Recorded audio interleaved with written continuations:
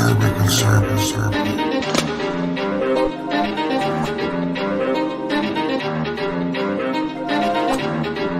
Urban conservative.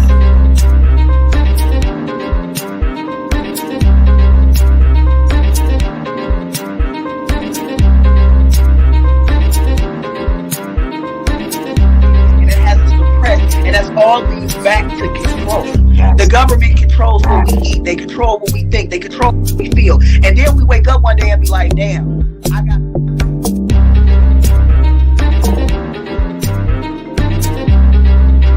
Urban conservative. Urban conservative. Urban conservative. Urban conservative. Urban conservative. But isn't that American dream? That American dream is... Because there's more people that live that type of fucking American reality.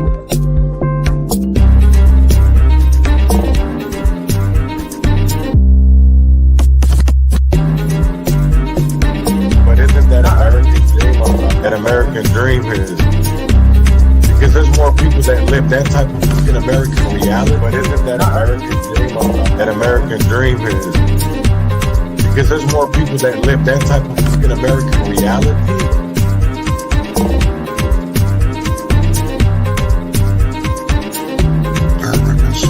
QAnon, my futon, fold it up and smoke it. Transgression, a progression of a war we ain't asked for. Transgression, a progression of a war we ain't asked for. It's madness, yo.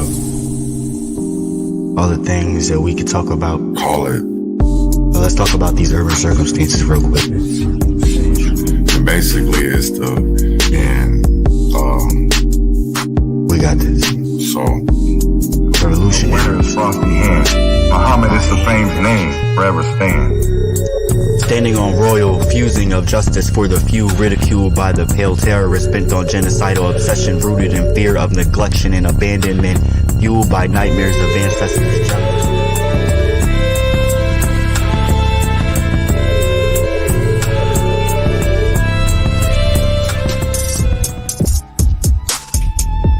Because at the end of the day, I still want to be able to I don't dislike George Washington. The kind of friends I think all friends should be like my friends. My friends are the kind of friends I think everyone needs.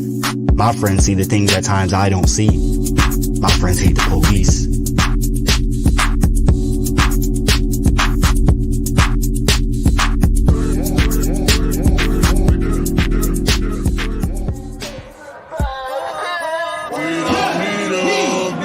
What has changed?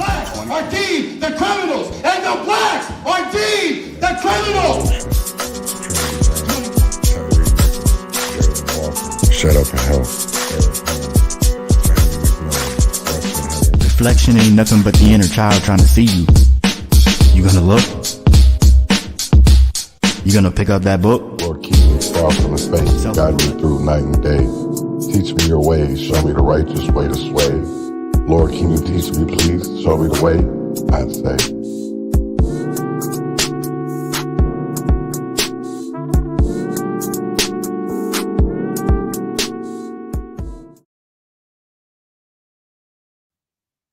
Grand Rising. Welcome back to another episode of the Urban Conservative with Chaz Neal. We're excited to have you join us on this journey of thoughtful discourse and community engagement. The Urban Conservative is proudly sponsored by the Leon Block Network, an organization committed to promoting transparency, truth, and accountability in our media landscape. Here at the Urban Conservative, our mission remains steadfast to bring you the latest news directly from the streets, addressing critical topics such as gun violence, crime, politics, and perhaps most importantly, exploring solutions to the profound challenges our communities face today. As we embark on this third season, the focus is clear. It's time to actively contribute to the transformation of our communities for the better. How can we achieve this? The answer lies in a multifaceted approach that starts with reconnecting with our core family values. Strengthening our sense of community is paramount, fostering bonds that transcend the barriers that often divide us. Moreover, it involves embracing our foundational roots, recognizing the historical and cultural threads that weave through the fabric of our very society. In this season, we are calling for more than words. We seek action. It's a plea to move beyond mere rhetoric and engage in tangible, impactful initiatives that contribute to positive change. The time for empty words has passed. Now more than ever, we need to put our convictions into action. Together, united by a common purpose, we can make a substantial and lasting difference in the well-being of our communities. So join us on this journey as we explore not only the challenges, but also the opportunities for growth and progress. Together, let's turn our shared vision for stronger, safer, and more connected communities into a reality. Thank you for being a part of the Urban Conservative with Jazz Neal, a platform dedicated to fostering change and making positive impacts on the world around us. Shut up and help.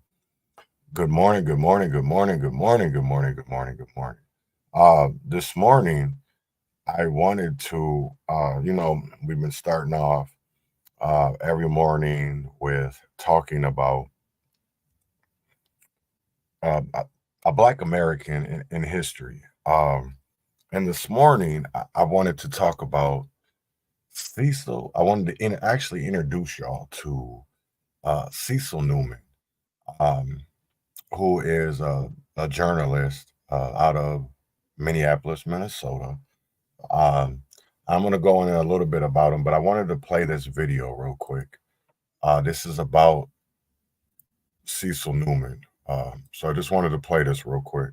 It's about a minute and 15 seconds.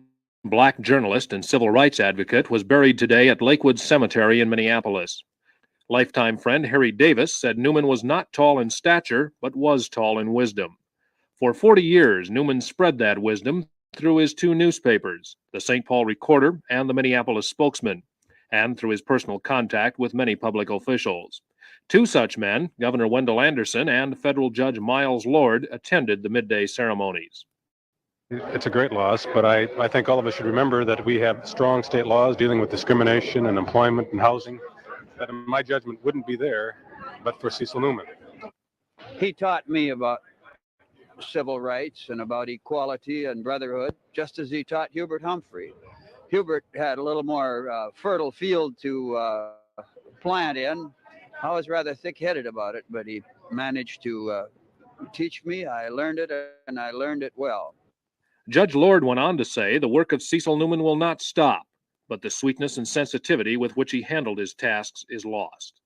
Paul Brandt, KSTP5 Eyewitness News. So, Cecil Newman was a visionary newspaper publisher, and he left an incredible mark on Minnesota's history, navigating a challenging path to establish his legacy. Faced with rejection from mainstream media and newspapers, Newman's resilience led him to become the editor of a Black-focused paper in Minneapolis.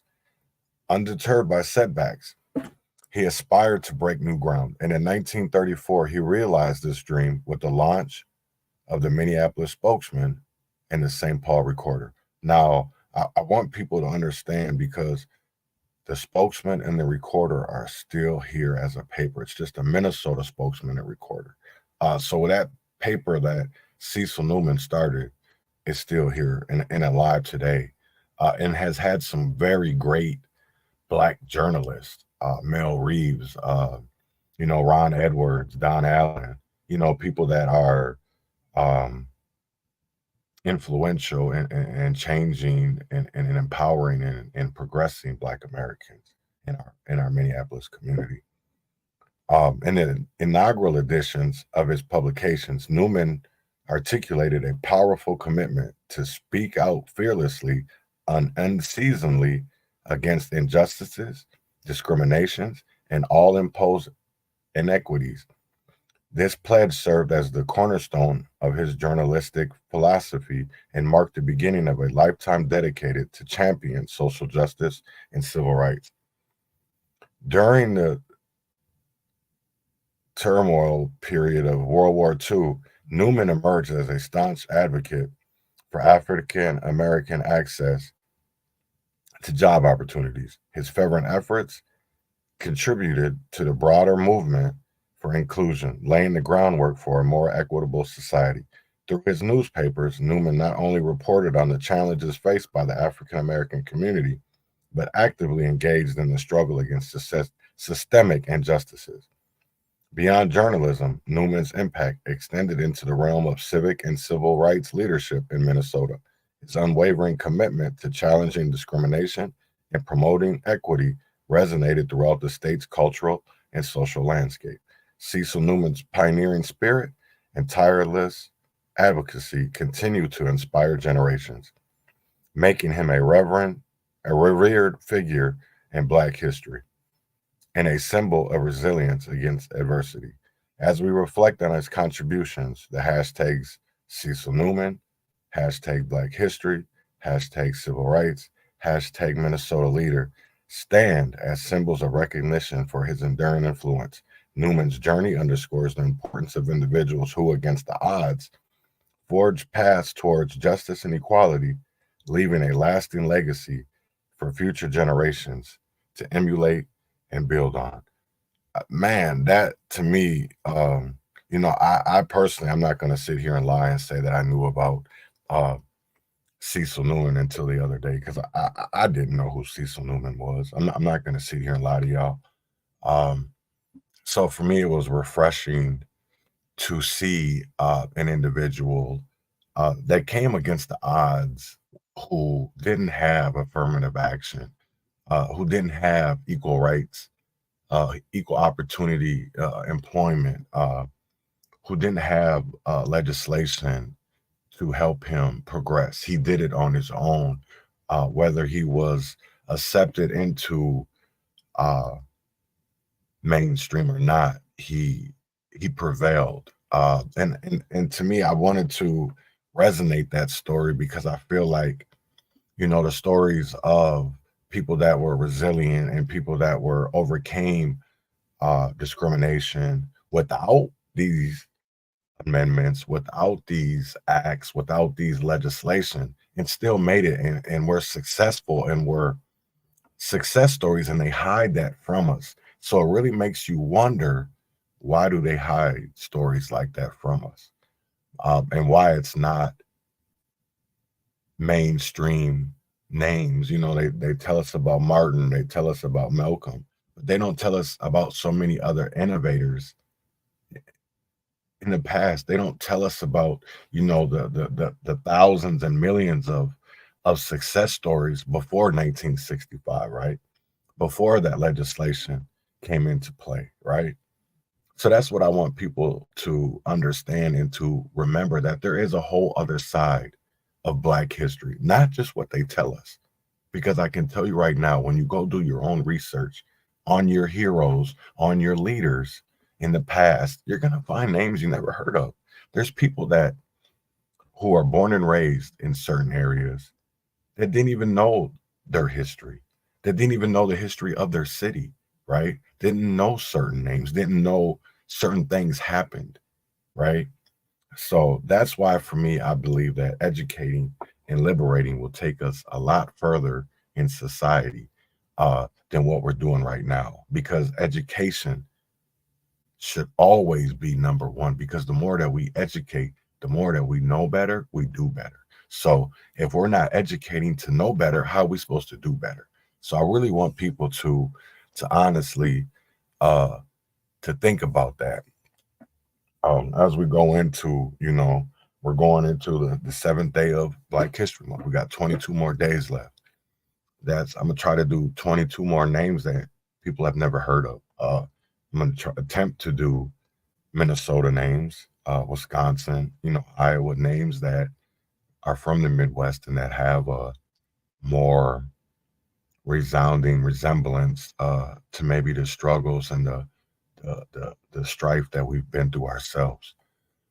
So to get on with today's episode, I wanted to talk about numerous things, and not numerous, just a few things that really I think are, if people don't understand or even know, February 12th is coming up. That is the start of our Minnesota legislative session, right? And there's a lot of things that are going to be talked about. They've talked about one thing that we're going to talk about, the North Star Act. They've talked about legalizing physician-assisted suicide. And there's other things, sanctuary state, red flag laws, child care taxes, so many things that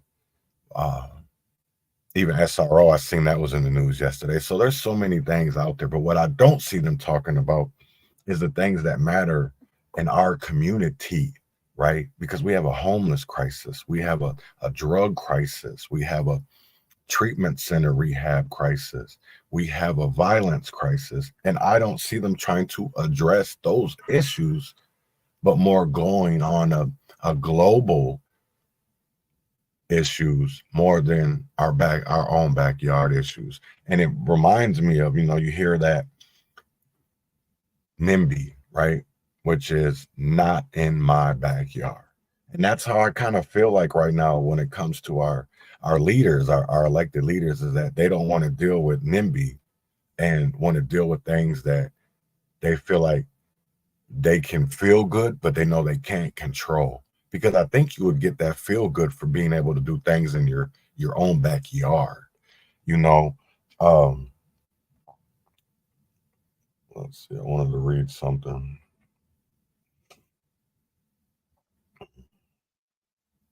How's everybody's Wednesday going? It's hump day. So let's talk about the North Star Act.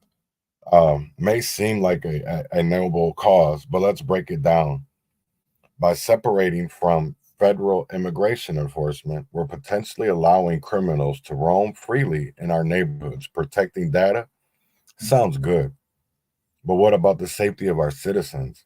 If we turn a blind eye to immigration-related threats, banning state officials from immigration enforcement might sound like a relief, but consider this. If they can't act on crucial information, are they really safeguarding our communities? This bill talks about building trust and inclusion, but what about the trust and inclusion of those struggling in poor communities? Who may bear the brunt of increased crime or economic strain? Let's be real, this legislation might be well-intentioned, but it risks neglecting the very communities it claims to protect. We need solutions that consider the safety and well-being of everyone, including those in underserved areas and neighborhoods. The North Star Alliance needs to reassess its priorities for the benefit of all residents, not just a select few. And what I'm saying by that select few is because, in 2020, it was all about, George Floyd. It was about the Policing Act. It was about Breonna Taylor. Now it's all about, I feel, sanctuary states and immigration, and things like that. And it's like, why do we always find ways to deflect and distract from what really matters in our communities, right? That's what I don't understand, because in the second segment, we're going to talk about homelessness. And really, when we talk about immigration and homelessness, they go hand in hand, because there's no, really, honestly, there's no difference, because these people come over here. And I don't mean to say these people, I don't mean no disrespect by that. But when, let's say, individuals come over here, they start off, especially if they're our country, our government is helping them by giving them, like we've seen Mayor Adams, $53 million that they're going to give to their migrant communities. Or we see Chicago, or even Minnesota has got legislation cooking to give these people money. And it's like, what about the communities that we already have that are being underserved? And you want to help and serve people that are coming over here trying to better their lives, while we have people that were born here and their ancestors have died to make this country what it is today. And we ignore them because we don't agree with, maybe we don't want to deal with their mental health. We don't want to deal with their drug abuse. Because at the end of the day, we caused it.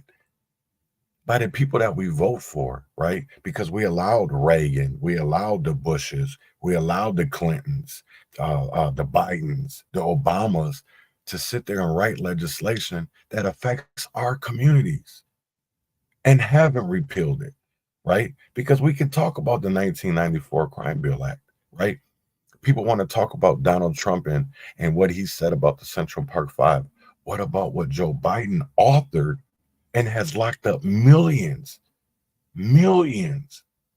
of people of color, of Black, poor, and Black people that have been executed, right? Who have lost their lives over the 1994 crime bill. We haven't paid any type of accountability for them actions, right? Because we keep on voting them in the office. We wanted them to give us the Policing Act in 2020, right? They didn't give us that. We want safer communities. We want better policing. But see, until we get rid of that 1994 Crime Bill Act, we're not going to get none of that, because at the end of the day, you can't change policing if there's no metrics of what success and what failure looks like when you're attempting to reimagine or change a police department, right? It's just the same thing with these programs, with these nonprofits, right? What does success and what does failure look like? Because we put millions and millions of dollars a year, and I'm talking about hundreds, into these programs, and only to see that they get worse and not better. So money obviously does not solve all issues. So if money isn't going to solve the issues, what other solutions can we do that can solve these issues, right? Because it seems like they just want to throw money at problems. And in the second half, I am going to play a few clips of public comment from Rochester, Minnesota. And it's from their city council meeting and them talking about the ordinance that they passed criminalizing homelessness, all while our state legislators are decriminalizing illegal immigration. Make it make sense to me. When you already have major issues already in our communities and they're letting them out, repeated offenders with no bail, we're only causing a more chaotic issue. And yet we're building housing that isn't affordable. We see that corporations and real estate developers have their hands all in the politicians' pockets and getting kickbacks through TIFs, which are tax increment financing. If you don't understand what that is, please go research. Please understand what TIFs are, because there is a lot of communities right now that you have developers, real estate developers, getting TIFs, but yet aren't meeting the requirements to get that TIF. And because people don't understand what a TIF is, nobody calls them out on their bullshit, right? And that's a problem, because we need to start doing that. If they're really meaning affordable housing, then hold that to it, because those TIFs they only have to do so many units that are what they consider affordable housing, and the rest can be market value. And if you don't understand what market value is, what all of these terms are, please go look them up. I had to go do the same thing. I had to go learn. I had to understand what hard and soft affordable housing is, right? Because affordable, bless up, brother, bless up, because there's so much, the wordplay is so crazy that people don't even understand. Of when we talk about affordable housing, what is affordable? Because affordable is in different fractions, right? It's multifaceted. Affordable is multifaceted because one affordable plan doesn't fit everybody. So you have to literally have a multifaceted affordable housing plan. Otherwise, it's never going to work. And you have to make sure that these landlords, right? And because I'm talking to these slumlords who don't want to meet simple requirements to have safe housing so they're able to get Section 8, because they don't want the state all in their business. And until we get, and that's what I tried to do in Red Wing. I attempted to put safeguards in place that would protect the tenant, but also help the tenant. Because here's the thing of it is, if you got to get licensed to rent, right? Wouldn't you think that would be a better opportunity for landlords to get help from the state to be Section 8, so that, because you're going to help your community that way, right? If you're rehabilitating homes and all of your properties are licensed to rent by the city, wouldn't you believe that that would make housing more accessible than inaccessible? And it's making it more inaccessible because the city of Red Wing isn't holding landlords accountable. They're not. And just like the same thing of, we're not holding anybody accountable right now. Right. It's, yep. See, I want people to know that Robert says they also only have to keep it under the percentage of area median income for a certain number of years. They can then jack up the prices. So we give them money to buy it, then they make bank to sell. See, thank you for that, Robert, because you got to understand of how this system plays itself and it works itself, right? And people don't even understand that. There's so many things that are going on that if people really observed it, you could see that we could stop this. But because people are divided and distracted and deflected, we'll never be able to fight it, because it's gonna take more than just me and Robert to call this out, especially what's going on in Minneapolis. And this has nothing to do about being red. It don't have nothing to do with being blue. This has to do with right and wrong. That's it. It has to do with right and wrong, because while everybody's making this such a red and blue issue, it's a people issue. It has nothing to do with politics, because right now they're both on the wrong side. They both are, regardless of however you want to look at it. Both political parties right now are not thinking about the people. They're thinking about themselves. Even with these grifters, that's what I'm gonna call them, these paid spokesmen. Because all you hear is, I don't see people calling out Biden, and I don't see people calling out Trump, right? Because at the end of the day, you can call them out, it ain't gonna change shit. Thank you. They're on the same team, and there ain't no difference. And that's what really trips me out when I hear some of these Negroes in these Twitter spaces, and they'll blast one presidential candidate, but not talk shit about the other one. And it's like, they're no different. You want to say that Trump is racist, right? But he didn't write legislation that locked millions and millions and hasn't killed millions of black men with no accountability or no justice. So I don't want to hear that.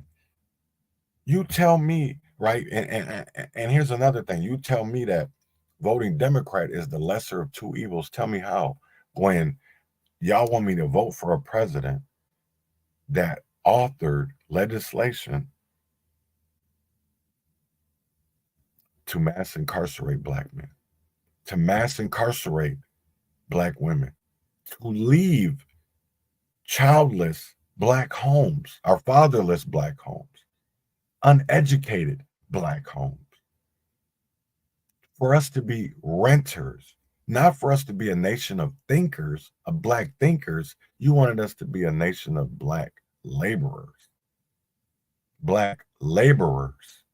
There's no difference of when we were slave days till now. The only difference is they've wrote it where it's okay for us to be slaves and to pay us minimum for labor.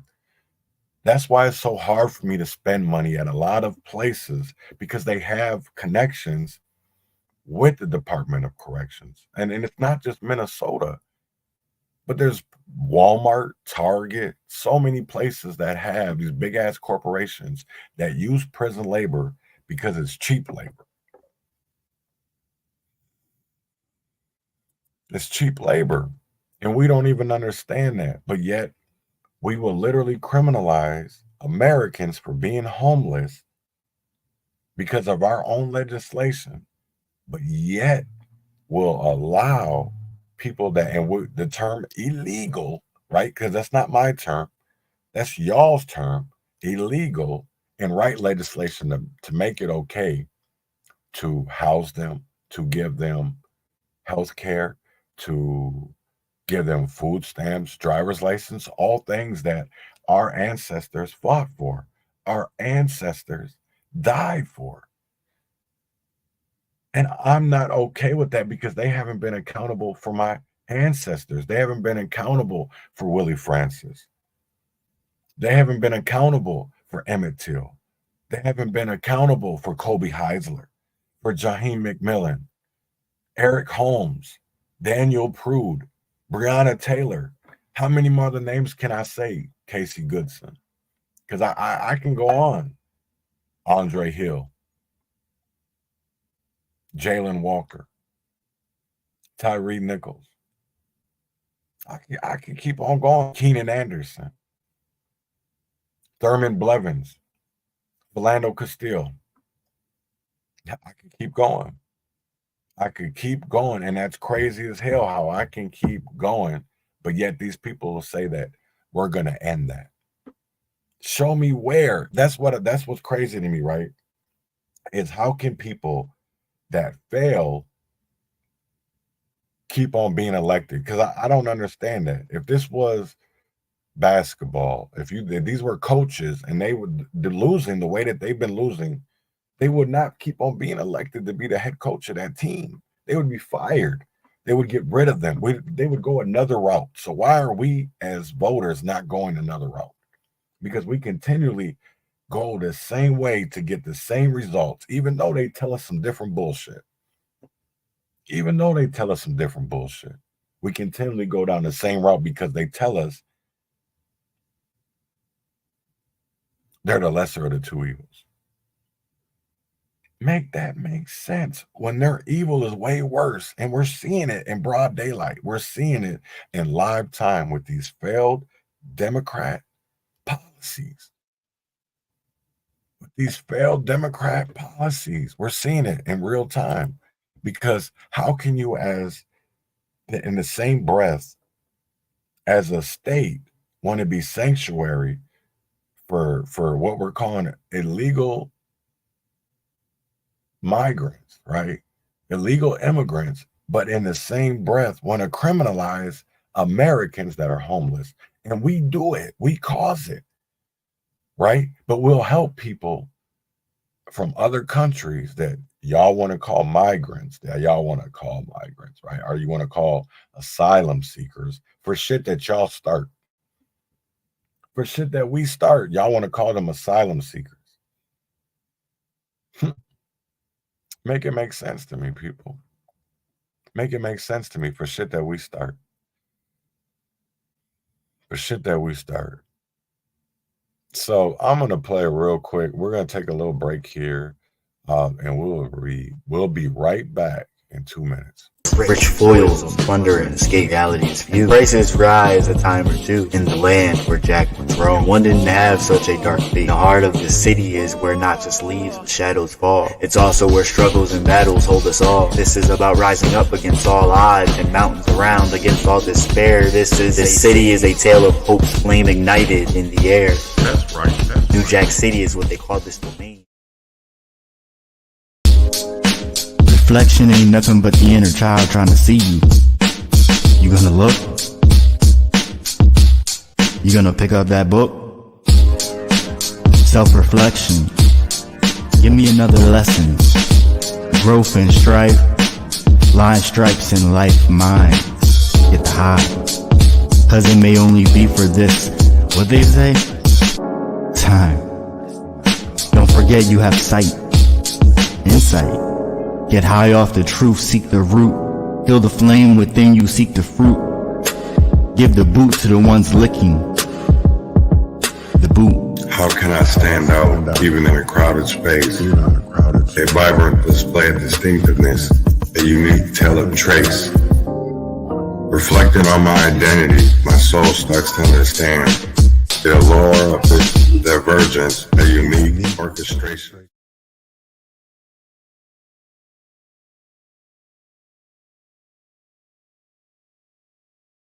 Apartheid is exactly what's going on here.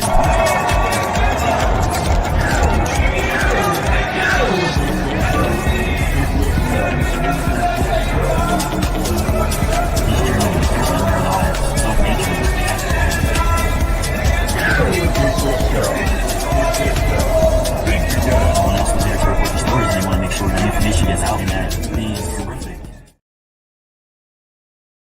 So transitioning to Rochester, this past Monday, the city council's narrow 4-3 vote to ban public camping emerges as a focal point, motivated by the increasing number of homeless camps.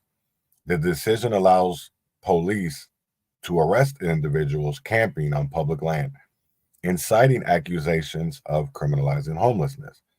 Legal challenges intensify with threats of lawsuits from attorneys asserting overly broad definitions of public camping.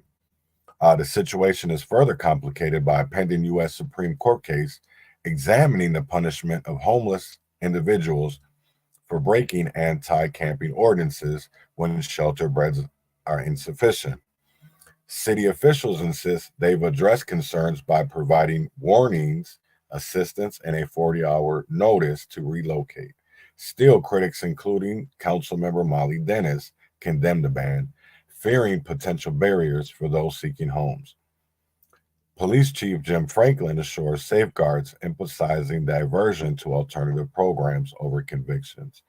And that's what I want to get into in this second half of the Urban Conservative, is talking about homelessness and how we're treating our homeless community right now, our neighbors. And I'm going to call them our neighbors regardless of what situation they might be in, because they're Americans. They're people that we've let down as a society, and we look bad at them for the problems that they may endure, that they may go through, and don't understand or even have the compassion or empathy to be able to correct it or fix it. We'll just give out feel-good moments to other people that aren't affected by it. And that to me is a problem. Because how can we criminalize something when we're not equipped to accommodate something, right? Because that's what's going on. And I'm going to play a clip from the city council meeting in Rochester, and you hear the director of the landing in Rochester, Minnesota, speaking about data and statistics and how many. I thought there was 45 shelter beds in Rochester, Minnesota for homeless. There's not. There's 44. So I was one off. But they deal with the population right now of over 403. So they literally only have beds for 10% of a homeless population, but yet want to criminalize 359, somewhere around there. Because how can you make ordinances and criminalize people when we're not equipped to accommodate everyone? So make that make sense to me. So I'm going to play this clip real quick, and just listen to what he's saying. So I'm going to be quiet and just play it. So keep that in mind as we move forward. I'll call Dan Fifield up. So his name is Dan Fifield. Good evening, Council President Carlson, members of the City Council. My name is Dan Fifield, and I am the president of the Landing MN. For the past 5 years, we have watched as the numbers of those individuals experiencing homelessness has dramatically grown in Rochester, Minnesota. In just the past 10 months, we have seen an increase of nearly 100%. Sadly, we have not seen the same growth in the number of emergency shelter beds available to those experiencing homelessness. Last month alone, the Landing MN worked with 447 unique individuals that were seeking services. Given that approximately 10% of those individuals are housed, which is a number of 44, that leaves us with a total of 403 of our fellow citizens that are without permanent shelter on any given night. In July of last year, the Housing Stability Team of Olmsted County conducted a 3-night count of unsheltered individuals and found that a total of 177 unique individuals were unsheltered on the streets. That 177 unique individuals above and beyond the number of emergency shelter beds available in Rochester, Minnesota. Currently, there are a total of 72 emergency shelter beds in Rochester. 50 of those beds are considered low barrier beds and are located at the Rochester Community Warming Center. The remaining 22 beds are located at the Dorothy Day House and are considered high barrier beds. Just to differentiate, low barrier beds allow levels of intoxication, whereas high barrier beds do not allow any level of alcohol to be in a potential guest system. 177 unique individuals that, with passage of the proposed ordinance to ban camping, will be subject to criminalization for trying to find overnight shelter in a city park, sidewalk, city-owned property, in their parked car on a city street, or city-owned property or parking lot. 177 unique individuals that are given no other resources to go to for shelter that night, away from the elements, away from potential danger of living on the streets. Passing ordinances that will place criminal charges, assess unpayable fines, will do nothing more than increase the trauma and resistance that is already being experienced by these individuals. Criminalizing this behavior will not make it go away. It will make it just that much more difficult for these individuals to take next steps. Creating a ban on camping on or in any city, creating a ban on camping on or in any city-owned property will push this group to seek shelter in other areas, such as abandoned homes, buildings, parked cars, open garages, Talk about it. or other privately owned areas, solving nothing other than taking the issue off the city's plate. Until other resources are made available, imposing criminal punishment for somebody trying to find shelter is a heartless and uncaring act, causing additional trauma and hardship. Making comments that by initiating stricter ordinances will push them towards available service is a fallacy. There are no additional services to push them to. Most individuals that are experiencing homelessness in our city are on the COC HMIS housing list. There is no available, truly affordable housing in Olmsted County for these individuals. So what services do you want to push them to? The board of directors of the Landing Inn urge the city leaders to take a very careful look at the next steps that they're considering and what implications that they may have. Thank you. I appreciate your time. Thank you. All right, we have a couple.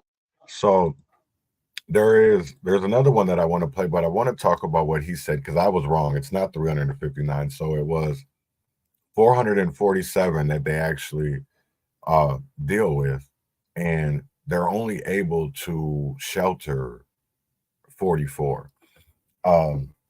And a part that Molly Dennis brought up, who is a city council member, is, there's been nights where, Dorothy Day is understaffed, or the warming center is understaffed, and they're not able to accommodate everyone. So that even puts it at a lower number that they're allowed to accommodate. So how are we able to criminalize situations that people can't help? And yet we put millions and millions and millions of dollars into fighting homelessness, but can't correct it. That's crazy, and I agree with understanding, they say that they can accommodate illegals. They can definitely do the same for American homeless folks. I definitely agree. And, in the first segment, we talked about the North Star Act. And I want people to understand who authored that, because it was Sandra Feist, who is not a Minnesotan, and Omar Fatih. And if you don't know the name Omar Fatih, please look it up. Please do your research on these people, because these are the type of people that are writing legislation, who are authoring legislation, and don't have their constituents' best interests in mind. Because if they were about constituents, they would be allocating and writing and altering legislation that is geared towards people that are actually have American citizenship and lineage to America. You know what I'm saying? So that's what really bugs me. And I agree, understanding. I don't want to hear what these people can do, because we can see what they can do, and we know it's a fucking lie. I definitely agree. We definitely can see what they say they can't do, but they end up doing it. just not for the people that they say they're going to do it for. They lie to us to get us to vote, and we fall for it because, first of all, we have sellout leaders that, you know, would prefer to take money instead of actually doing the work that needs to be done, and that's sick. You know, I want to play another clip, and I'm trying to get to it. Okay, here it is. So let me be quiet and listen to this. Let's see, I'm trying to get it.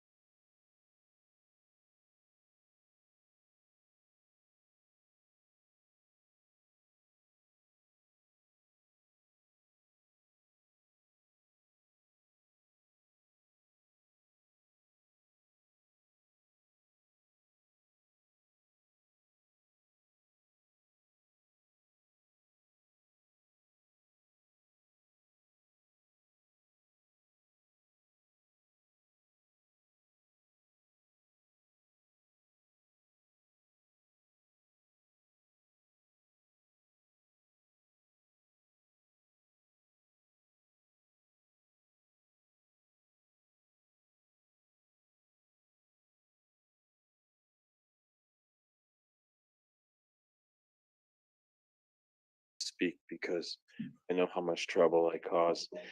Appreciate the police presence here to keep me safe tonight. And in light of the fact that we're short on time, why do we allow elected officials who have such a broad face in the public they have a bully pulpit at the state level?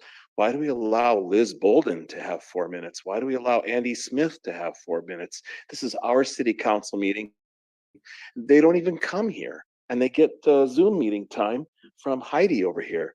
So I just have to question that. I just think it's inappropriate. I'm also noticing that Mayor Norton's not here tonight. That's fine, because this is the city council meeting. It's not the mayor's meeting. And I want to talk more about that another night. But I wanted to draw attention to the odd fact that we have these nonprofits in Rochester, Minnesota, and I have the 990 documents of a tax exempt organization who wants us to pay more taxes, of course, and vote yes in tomorrow's referendum. From the 2021 documents of Isaiah, Minnesota's own tax filings, they've received contributions and grants in the total of $3,599,224. They have assets on hand of $7,631,077. This is more money than any of us can hope to make in the rest of our lives. I find it interesting that nonprofit organizations would work so hard to go through the trouble of filing a 501c3.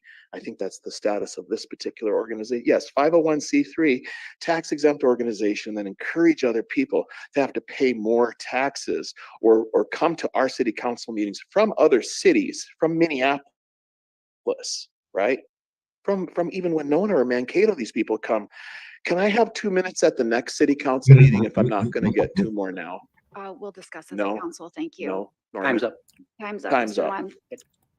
So I wanted to talk about what West with Isaiah, right? Because he brought up an organization that deals with homelessness, and it's a group called Isaiah. So as an organization, they focus on leadership development, training, and capacity building to drive public campaigns for racial and economic justice in Minnesota. They create distinct coalitions and programs such as the Muslim Coalition of Isaiah, Kids Count on Us, Isaiah Leadership Chapters, Young Adult Coalition in the Barbershop, and Black Congregations Cooperative, co-op basically. Their civic engagement and public campaigns involve providing strategic capacities to members and coalitions, including policy and research developments, strategic communications, digital and online organizing, and tools for scaled civic engagement. Isaiah acts as a home for a Midwest collaborative for training and capacity building, working with organizations in Missouri, Ohio, Michigan, Wisconsin, and Indiana. The Muslim Coalition of Isaiah focuses on advancing Muslim public leadership, changing the narrative about Muslims in Minnesota, ensuring civil rights for Muslims. Kids Count on Us is a coalition of child care centers serving low-income families, supported by Isaiah in training, capacity building, strategic communications, and policy development. The Barbershop and Black Congregations Collaborative is a coalition in Brooklyn Park, Brooklyn Center, in North Minneapolis, working on issues like tenant rights, affordable housing, restoring voting rights, transforming public safety, and criminal justice reform. Isaiah is also involved in building an inclusive economy, advocating for issues like paid family and medical leave, affordable child care, public health care expansion, and affordable housing at the state level. They actively engage in public education, community conversations, policy advocacy, and media engagement. Additionally, Isaiah is a core member of a statewide campaign for 100% clean energy and in addressing climate change. They work on public education, engaging policymakers, and collaborating with local leadership teams for solutions. Their democracy campaign aims to protect and expand democratic freedoms and institutions in Minnesota, including legislative reforms such as automatic voter registration, restoring voting rights for felons, and modernizing election equipment. The organization works on shaping public opinion, providing firsthand experiences of democracy in action, and connecting democracy to tangible changes like living wages, police accountability, and housing security. Wow, that's a pretty long resume. So I went on and looked at their not their W-2, their 990 form, and damn, they get a lot of money. And I was kind of I can't even say that I was shocked about the money that they were receiving.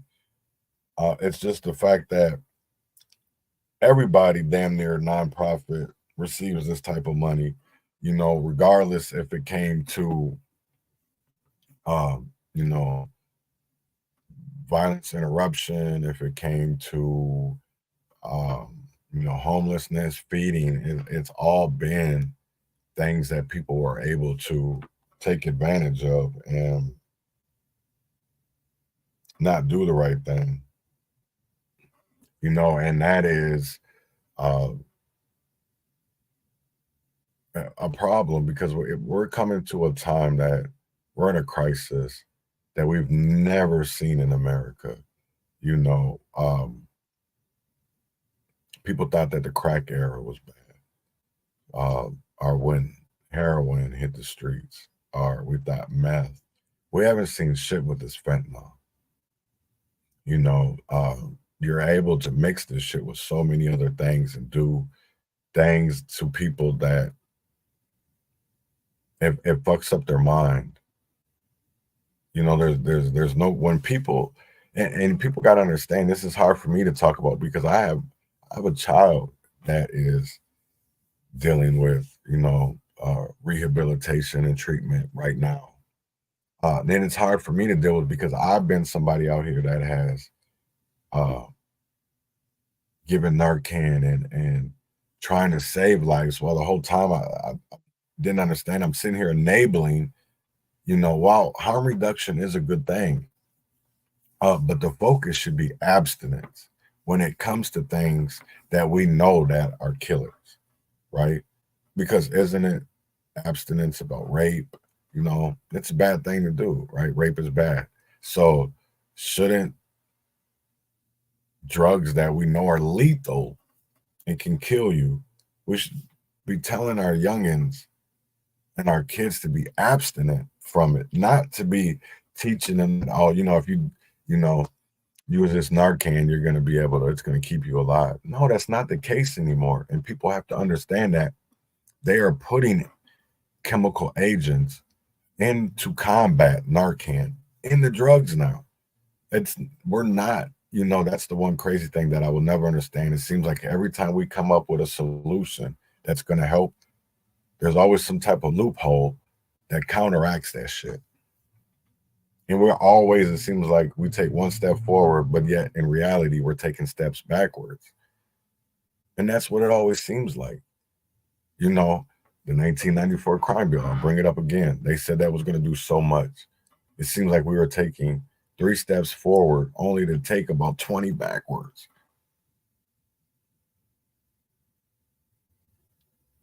And yet they want to talk about immigration. Let's talk about mass incarceration. Let's talk about that first before we start talking about sanctuary states. Let's make slave-free states first, right? Let's get rid of the involuntary servitude. Let's actually get slavery off our Constitution before we sit here and try to do anything for other people in other countries. When we can't even sit here and take care of people that look like me and you, and it doesn't even matter the color, because they don't want to take care of none of us at this point. They don't want to do the right thing when it comes to underserved communities. They don't want to do things for poor people. Because they don't want a nation of thinkers. They want a nation of labor, right? They want a nation of workers. What president said that? Because there's been plenty of presidents that have said that. I think it was Woodrow Wilson, that he wanted a nation of workers and not a nation of thinkers. So that's why our school system is the way that it is. No child left behind. We got a bunch of dummies out here. It's crazy. We can literally look at the data and statistics of seeing that we are not even, as Black Americans, our kids aren't even graduating with the higher than a 5th or a 3rd grade reading and math level. And we're okay with that. And we want to fight for our kids to go to college. That's why they're giving college for all in Minnesota, because they know their kids come over here from other countries and their education system is different. So I'll come to Minnesota, you'll get college for free. Even though our kids can't even afford it, haven't been able to afford it, other than debt up the ass because of it, right? But yet, if you come from another country, free education, free driver's license for all, free health care, you'll be able to vote in local, state level elections.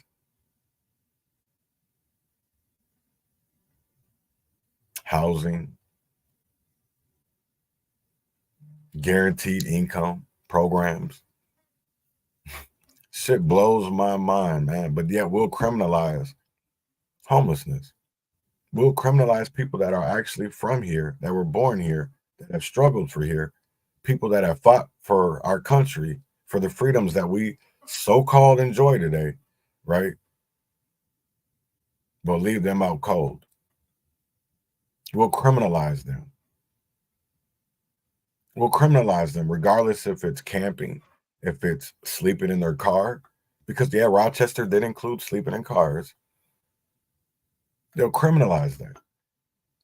But yet, we won't criminalize, like understanding said, illegal aliens, illegal immigrants. Well, we won't even criminalize them. We'll make it legal for them. We'll make it okay. As long as you come here, we'll protect you. But yet we don't even protect Minnesotans. We won't even protect the very people that are here right now and that need our help, that are calling for our help, but yet we'll ignore it because they're not stakeholders, right? Because they have no standing in our community. And we see that because what has Minneapolis done all this month? And actually for the last week, I think they've moved Camp Nioski 3 times. 3 times. And is that retaliation? Is that retaliatory behavior?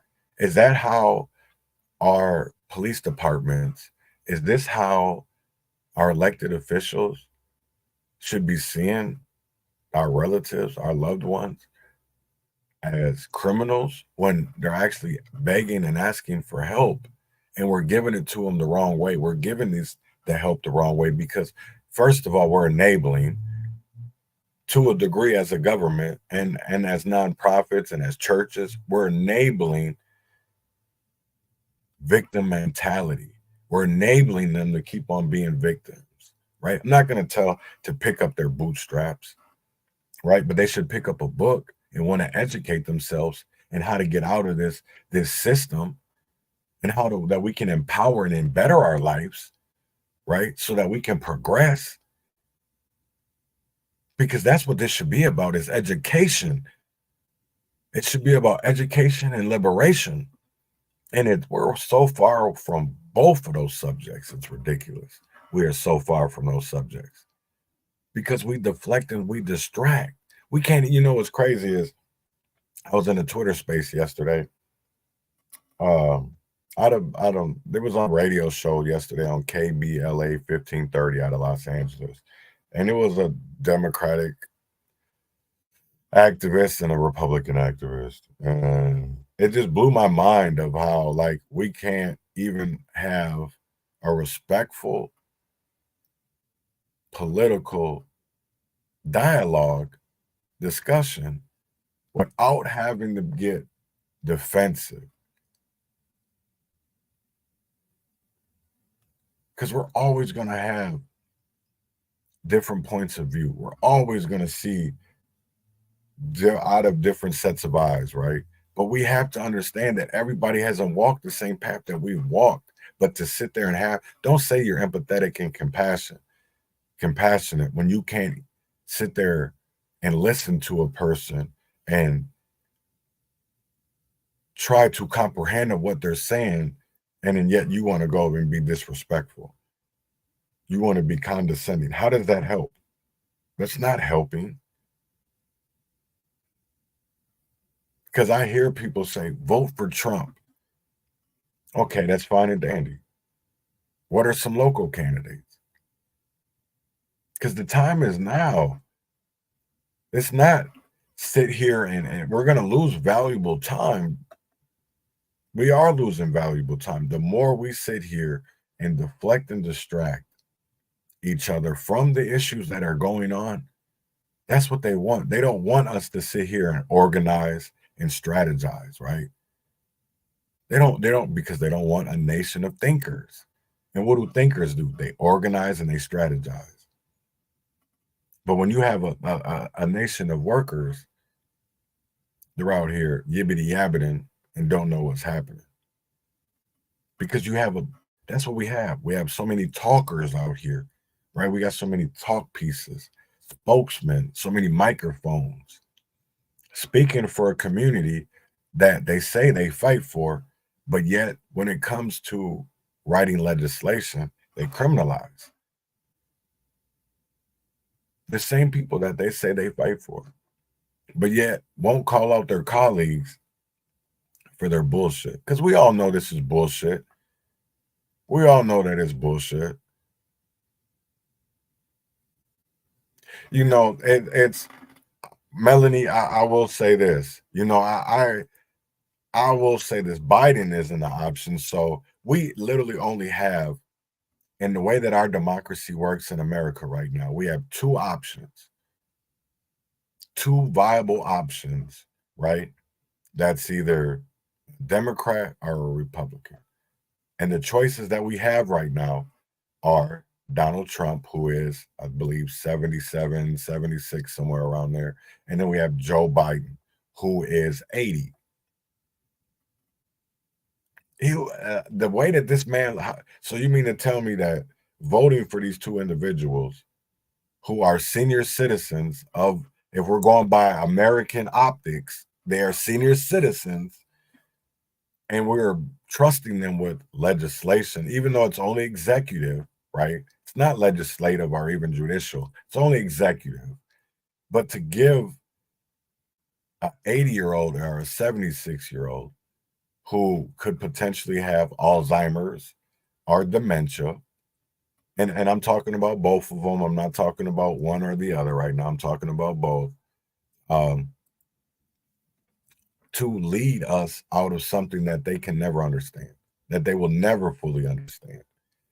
Yeah, and it definitely needs a reboot. It does need a reboot. I will tell you this, Melanie, as being a Minnesotan and has lost all faith in the Democratic Party, and somebody that would love to reboot the Republican Party, I believe until we can honestly reboot it, the Republican Party is dead in Minnesota.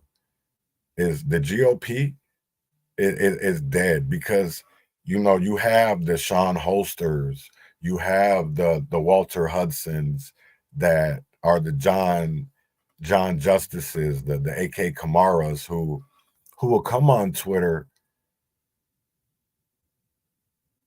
and say shit for sound bites, but don't want to educate or even show people and organize and strategize of how we combat this shit. That's the one thing I don't understand is I don't even with the, I love the Minnesota Gun Caucus, right? Because they talk about the red, flag laws and the background checks and all this shit for, the guns. But the thing that I don't see them out here doing is pushing education. I don't see anybody out here pushing voter education, but I understand why. Because nonprofits are not allowed to get involved in politics, but yet are all involved in politics. So they won't educate us about politics, but they'll tell us how to vote around in politics. So they don't want a nation of leaders. They don't want us to, they want a nation of followers, right? Because they're not trying to educate us. They just feed it down your throat. It's, one thing, what's crazy is I'm not even talking about the North Star Act. I'm talking about the safe border bill that is potentially could be voted on. Oh no, it won't. Because they're going to take that out and they're going to vote on the aid to Israel, Ukraine, and somewhere else. They're going to vote. Just a solo vote on that is what Schumer said this morning. But when they're sitting there writing about the sort of the safe border bill, how the fuck does that protect us? That doesn't. And it's obvious that people do not want to protect Americans. We are I'm not even going to say that we're provoking countries or that we're doing this or we're doing that, but I'll just say this because it takes two to tango. That we're not very liked right now. And that has nothing to do with what color you are. It's the fact that you are considered an American, that people want to hurt us for being Americans and our border is wide open because you don't see that in other countries, that their border. And I know there's people that say, well, yeah, but we're kind of different. Yes, we are kind of different because it is kind of separated or whatever. But you go out to the Middle East.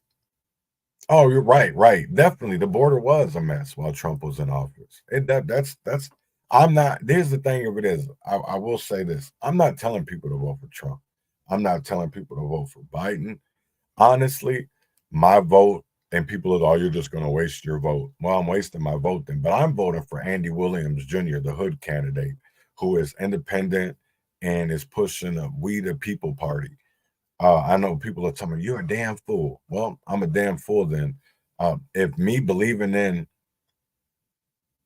something outside of the box and that makes people uncomfortable, then that's the way I want to go because right now, if thinking inside the box isn't helping us, we need people that are thinking outside the box.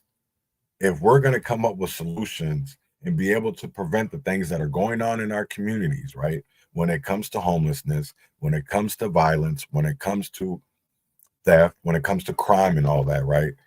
Because we have to have a multifaceted solution. It can't be just angled at one. It has to be multifaceted because they all intertwine with each other.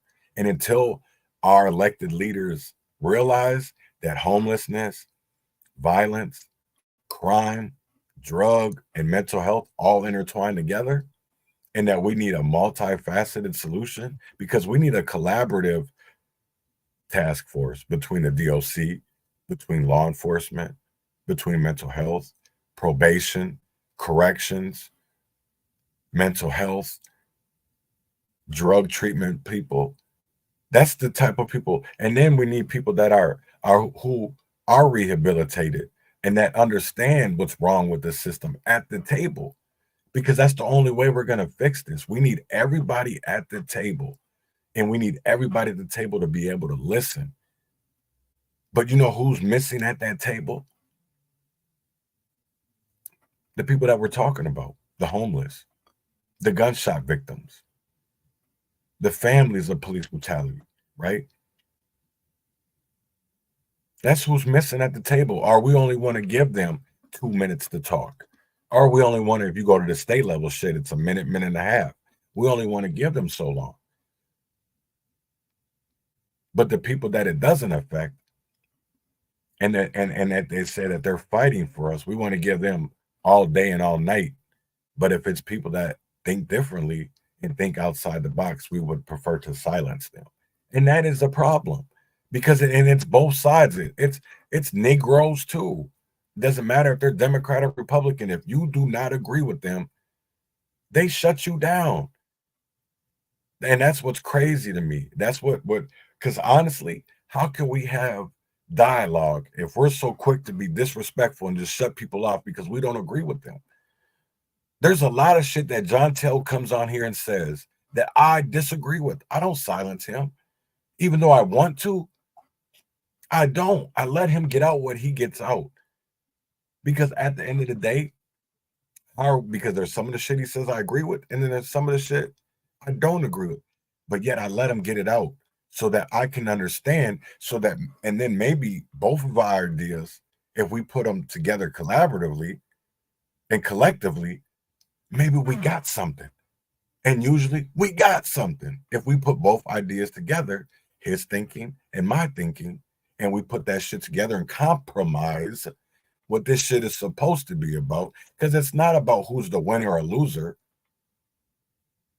It's about we came in this together and we figured it out together as a team, because there is no, that's the one thing that really trips me out. Everybody wants to take credit for this shit. There's no I in team.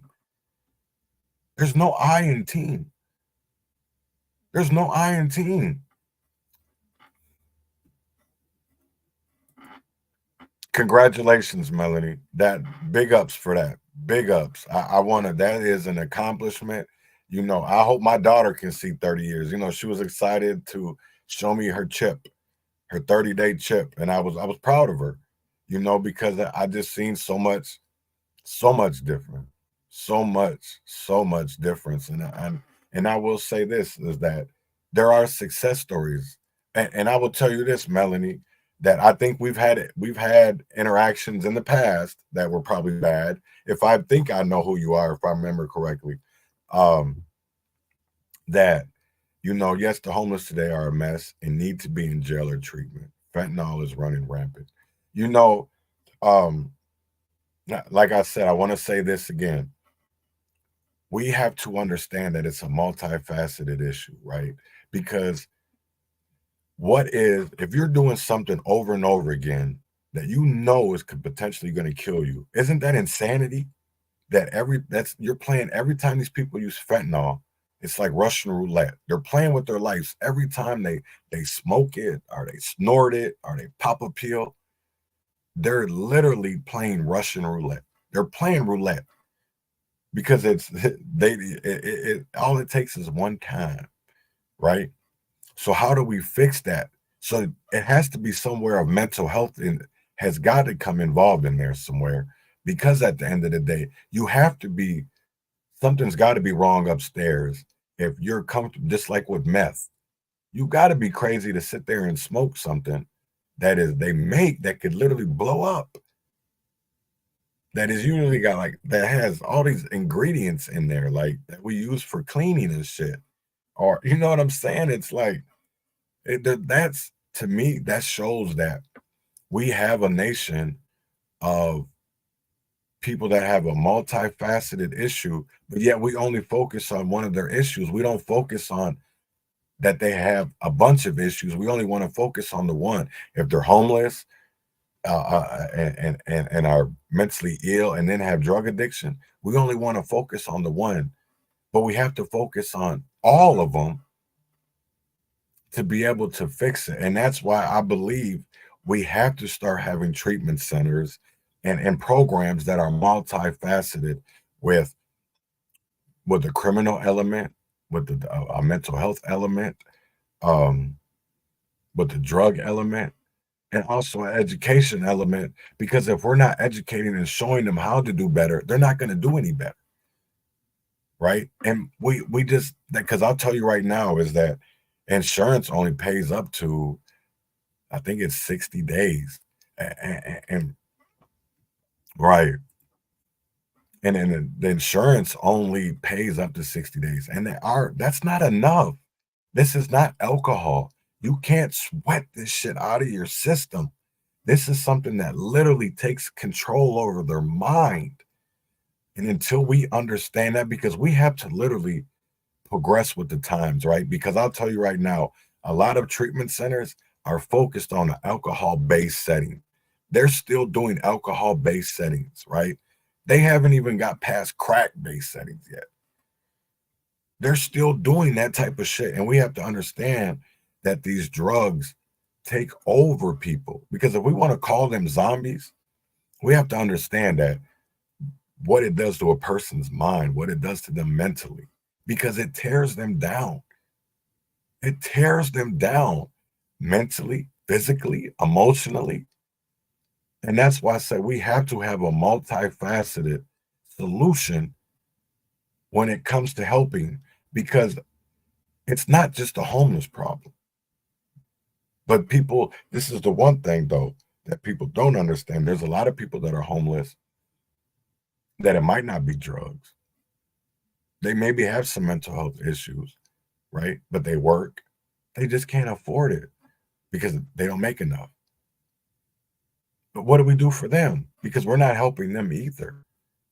So because they're bunched in, they're stereotyped. Instead of looking at their situation individually, we bunch it in. And until we have a multifaceted solution, we'll never get anywhere. But nobody wants to talk. They always just want to focus on the one part issue. They don't want to focus that homelessness also involves drugs, mental health, so many other issues, education. Maybe they don't understand. And yet we still don't, we only want to give them a bone. We don't want to help them fully. We only just want to throw them a bone. So I want people to remember that. I want people to understand that. And I'm gonna, like they say on them Twitter spaces, I'm gonna land here. I'm gonna land my plane for today. We'll be back tomorrow, same time, same place. I want people to reflect though. I want you to go back today and listen. Listen to the clips from Rochester City Council. Go read about Cecil Newman. Go read about the North Star Act. Go read about Senator Lankford's Safe Border Bill. Read about these things. Read about what is going on in your community so that we're not left behind any longer. Because that's what this is about. This is about progress. This is not about taking steps backwards. This is about us progressing. This is about us moving forward. This is about having respectful dialogue so that we can move forward, because we should be tired of moving backwards. We should want to go forward, right? Because we want to pass that baton on so that our future generations can lead. And they can lead in a nation that is about love, integrity, that has values, that is about family, that is about loving thy neighbor. It's about loving everybody. So I hope everybody has a great Wednesday. Thank you for watching today's episode. Thank you for the interactions to Melanie, Reverend Tim Christopher, Understanding, Robert, Everybody that left comments, I hope you guys have a blessed day. You already know what it is. Win or fail, freedom or jail, heaven or hell. Wish me well. See y'all later. Urban Conservative.